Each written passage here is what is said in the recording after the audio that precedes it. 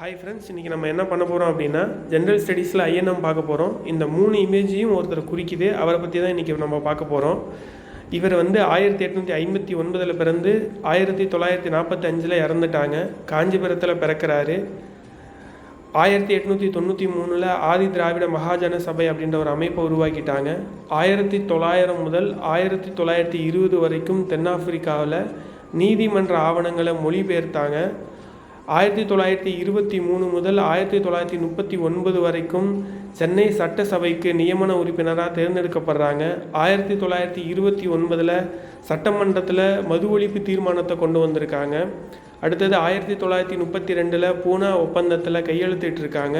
முதல்ல இவங்க தனி வாக்குரிமையை தான் கேட்டாங்க. பிறகு தனி தொகுதியை ஏற்றுக்கொண்டாங்க. 2வது வட்டமேசை மாநாட்டில் கலந்துக்கிட்டாங்க.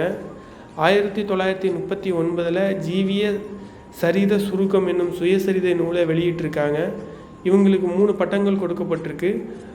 ராவ் சாஹிப், திவான் பகதூர், ராவ் பகதூர். திருவிக்காவங்க அவர்கள் இவரை திராவிட மணி அப்படின்னு அழைக்கிறாங்க. அவர் அது இல்லாமல் 2000 அஞ்சல் தலை மத்திய அரசு வெளியிட்டிருக்காங்க. இந்த 3 இமேஜையும் ஒருத்தர் தான் குறிக்குது. ஃபஸ்ட்டு மாற்றான் படத்தில் 2 பேர் இரட்டையர்கள் இருக்காங்க. 2 ஒரு மலை இருக்குது. 3 சீனிவாச கடவுள் இருக்காங்க. அப்போ நம்ம யாரை பற்றி பார்த்தோம் அப்படின்னா ரெட்டமலை சீனிவாசன் அவர்களை. நன்றி.